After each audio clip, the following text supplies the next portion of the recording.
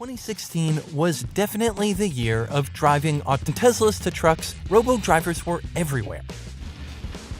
Tesla dropped new software updates for autopilot. Right now, these cars can at least get out of super tight parking spaces, which is actually pretty sweet. This year, Uber made a lot of its drivers very nervous. The ride-hailing service started testing, at least for now. Best thing to drive itself? A beer-hauling big rig. Otto, the self-driving truck company that Uber bought this year, ran 50,000 cans of Budweiser from one end of Colorado to the other while the driver hung out in the back seat. The company says humans will still be needed to get the trucks on and off the highways and, to buy and drink all that beer in a safe and responsible manner, of course. So cheers to our sober designated robot chauffeurs. Hey everyone, this is Casey Crump, and I'm going to be starting off my group's presentation about autonomous vehicles. Also in my group, you have Lavon and Alvin. So let's get started. So humans are needed currently to drive cars. Humans, by our nature, we are unreliable and limited supply, illogical, dangerous, and also emotional, hence why we drive down the road and flip people off and get angry at each other. We also have to be taught how to drive. The solution to this problem is autonomous vehicles. But it's still a very new thing and has a lot of legal, ethical, economical, and even technological advances that need to be made before it can go mainstream. Autonomous vehicles have the potential to solve a lot of problems for us and will change the world that we currently live in. So what are autonomous vehicles? They are cars that can drive themselves around, and most people might think this is very scary and do not want to give up control of their life. But we are actually already seeing this technology in vehicles currently. Some examples would be parking assistance, braking assistance, and also lane keeping assistance. There are different levels of automation. The first level, level 1, would be called driver assistance. And we see this in today's cars in steering assistance and also speed control. So the human driver is responsible for the safety and operation at all times, but the car can take over in at least one virtual function. So the second level would be called partial automation, and we also see this in some of our newer cars today. The driver is still responsible for the safe operation of the vehicle, but it can take over steering, braking, and acceleration under certain limited conditions. The third level, called conditional automation, the car can drive itself, but the human driver must still pay attention and take over at any time. High automation, which is the fourth level, here the human driver has handed over control to the computer under certain limited conditions, such as maybe on the highway or a set route. The human driver does not need to pay attention until the car asks him to. The fifth level, which is called full automation, and happens to be my favorite, the car controls itself under all circumstances and can drive anywhere a human can and does not need any help from us. So where are we now? Car manufacturers are actually starting to produce and test out self-driving cars currently. And you've probably heard about it in the news. Google actually has a self-driving car that has already been tested on actual roads. It uses things like laser, radar, cameras, and computing power to actually drive itself around. We will probably see autonomous vehicles first in taxis or buses because they're only run in little cities that maybe will have dry weather and will also have the mapping out for those particular roads it will drive on. Ethical concerns are actually a big topic when thinking about and looking at autonomous vehicles. Most of us do not want a computer making life and death decisions for us. So companies, when they're making autonomous vehicles, need to communicate with the government to make regulations, but they also should talk to future owners like us to see how we would like our cars to react in certain situations. The government will have to provide guidance about how they should behave. And one thing to think about is, do we want all our cars to make the same predetermined choices? Or should there be a way for consumers to adjust it in some way depending on my likes and dislikes? Autonomous vehicles are going to affect a lot of different areas. One will be how will the government regulate self-driving cars? but it will also affect insurance, road design, traffic patterns, public transportation, safety equipment, and even asset management. And all of these are actually regulated by different local, state, and federal agencies. So the National Highway Transportation Safety Authority wants to create a balance between testing dangerous technology like self-driving cars on the road, but also thinking about the risks that if we don't test this technology, that emotional, dangerous humans will be driving for the rest of our lives. Autonomous vehicles will solve a lot of problems for us, and the first main one is consumer problems. It will allow us to actually multitask so we don't have to waste time in the car, which I know is a big important value for me. But also it will improve safety because currently we know everyone loves to text and drive, and that creates a huge safety problem. We can also start working earlier or later depending on our commutes, and long commutes will be better and more efficient because the autonomous vehicles will drive better. But also on long trips, we will be able to sleep while the vehicle drives us to our destination. Another important thing to think about is it's going to help people that cannot currently drive. So maybe our children, you can drive them to a sports event. Also, elderly people that maybe do not need to drive anymore will be able to get places. And people with disabilities, autonomous vehicles can drive them so everyone can have a equal life and be able to get around town. Another area autonomous vehicles could help would be business transportation. Getting employees to drive trucks is getting harder and can be quite expensive. Autonomous delivery trucks would save companies a lot of money, and DHL actually believes they could save 40% by adding autonomous vehicles to their fleet. They would also be more efficient, would require less delivery drivers. They could save on training and hiring costs. It would improve safety and also lower accident rates. DHL also believes that they could reduce their truck's carbon footprint by nearly 15% by optimizing driving. Some other possible solutions that autonomous vehicles can help would be the military or the police force, because you could add self-driving tanks, submarines, planes, or vehicles, and they could be sent ahead to make sure locations and routes are safe and would not hurt any lives. Also, it can help out public transportation by having trains, buses, and taxis drive their customers around without having any type of employees, and this would improve labor costs and also improve safety. So that's it for me. Next up we have Levon. Hello, my name is Levon, and I would like to start off with the technical analysis of self-driving vehicles. The human data versus the automated data. How is it processed? Well, humans use their eyes to get a visual of the road, and then the data is transferred to their brain. A similar concept exists within autonomous vehicles, which the computer processors receive transmitted data of the nearby area from a combination of sensors. Humans would be much more safer if they had more than two eyes. Just imagine if humans had eyes on every side of their head. Would it be beneficial? Absolutely. Later in the slides, we will cover more details in regards to sensors and mapping and safety. Object detection sensors play a major role in autonomous vehicles today. They use light pulses or radio waves to look ahead of the road for potential hazards or obstacles.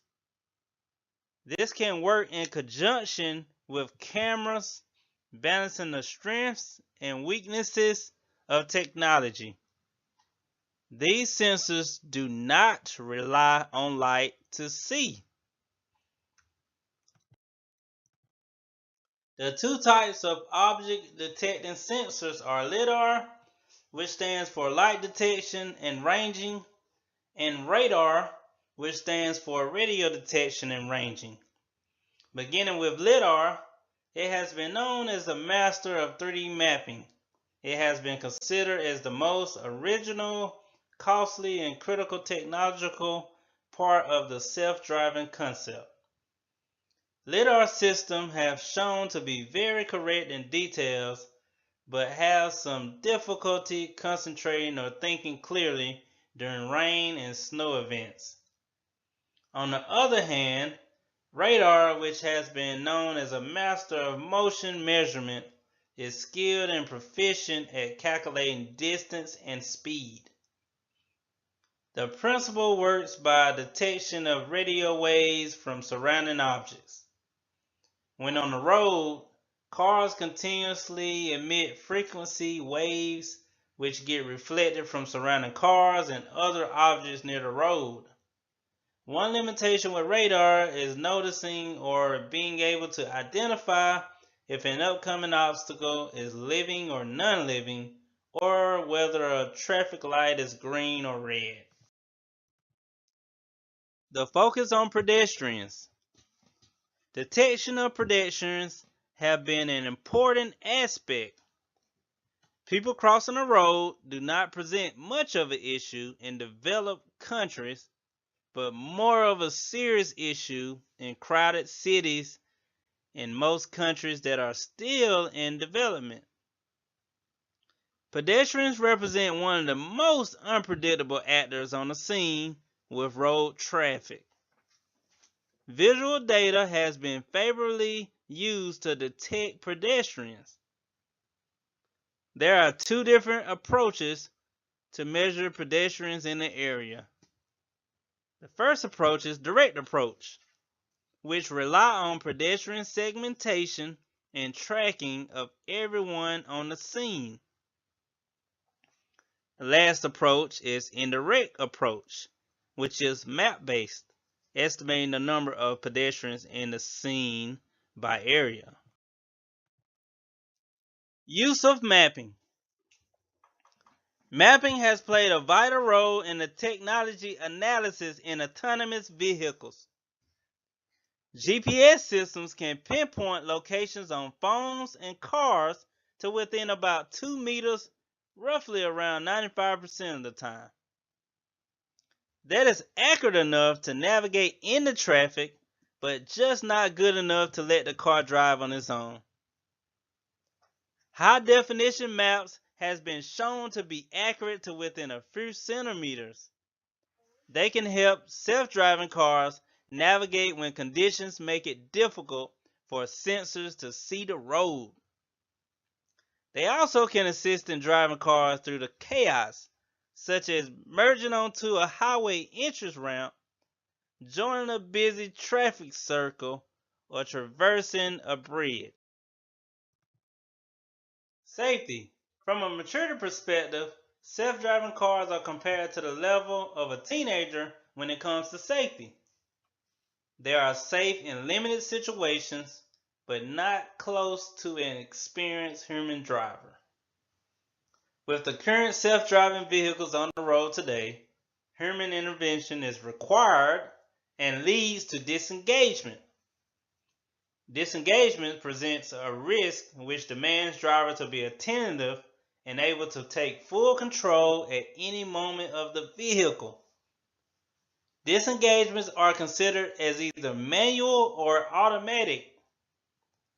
Manual disengagements are when human drivers choose to take control of the vehicle on their own will.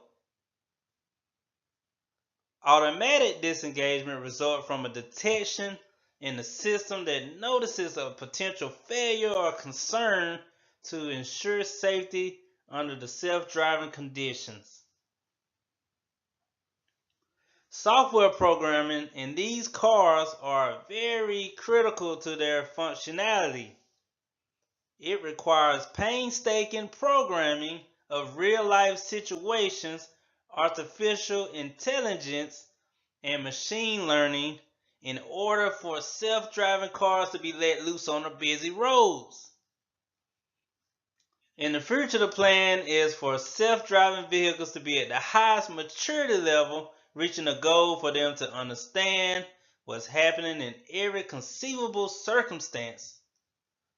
They will need to observe the surrounding area and take safe actions even when it is the first time of this occurrence.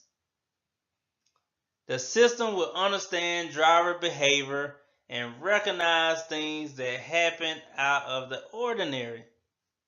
It also will have the ability to learn like people do today. Projected growth in sales. The United States is expected to lead the way to a cumulative global sales of 75 million fully and semi-autonomous vehicles by 2035, which would be about 4.5 million autonomous vehicles sold.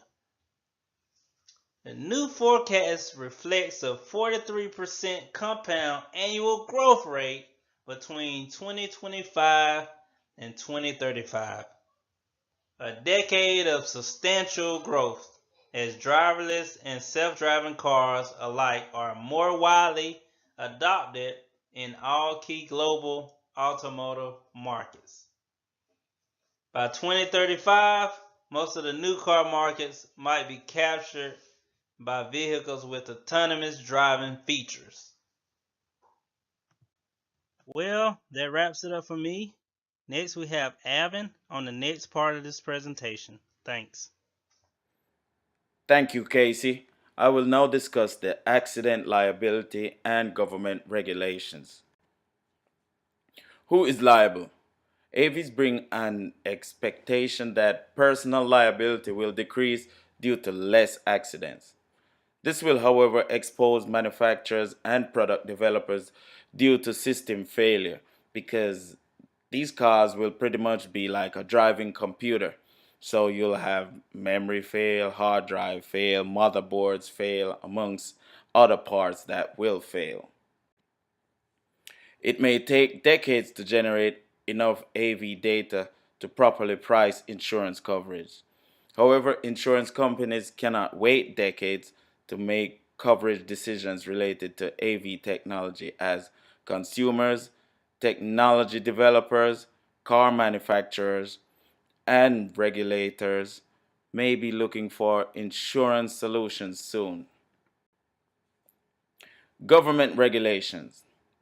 National Highway Traffic Safety Administration is pretty much the organization that's trying to oversee the new regulations that need to be developed for these new types of cars. Their goal is to create a consistent national policy to let innovation thrive and to work with partners to develop a model state policy on automated vehicles, keeping public safety at the core of their decisions. The federal mandate.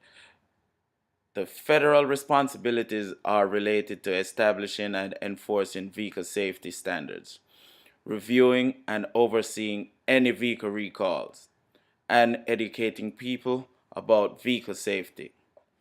From the state mandate, the primary state responsibilities include managing motor vehicle registration, managing driver licensing, and regulating insurance. There are 5 criteria that are looked upon when developing a bill. Did the bill encourage the development of autonomous vehicles? Did it assist in creating a climate for research and innovation? Did the bill address safety standards related to the operation of autonomous vehicles? Did the bill specifically allow testing of the vehicles being developed? Did the bill allow operation or testing on public roads? Did the bill speak to any specific insurance requirements related to autonomous vehicles? On this next slide, it shows a number of states that has enacted some regulations concerning these autonomous vehicles. So far, California is the one standing out. The only thing they have not enacted yet are some insurance regulations, which I'm sure are coming real soon. This next slide shows states that have tried to enact some kind of regulation, but were not successful, they all failed. AVs in other countries. Uh, AVs are being built and developed worldwide, so different countries will have different regulations. Regulators around the world are dealing with similar issues as the US in terms of setting up regulations to protect the people.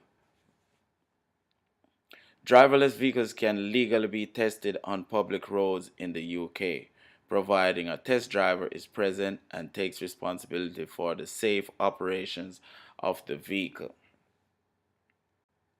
To conclude, ever since watching the Jetsons, it has always been a thought as to if it is possible to have a flying car and a car you could put on autopilot. That is not a fantasy anymore, it is here. However, the fact is the technology for the autonomous car is advancing faster than the laws and regulations related to the use, ownership, and maintenance of the car. This will provide new jobs and save lives because the human error factor will be greatly reduced in the accident equation. The technology works, but it's not perfect. Here we have Google Waymo demonstrating autonomous vehicles, still learning and still developing the software so it can be somewhat perfected and so that it can be ready for human use very soon. It's great technology, but it's still in its infancy, and we'll keep watching it. Thank you and have a wonderful day.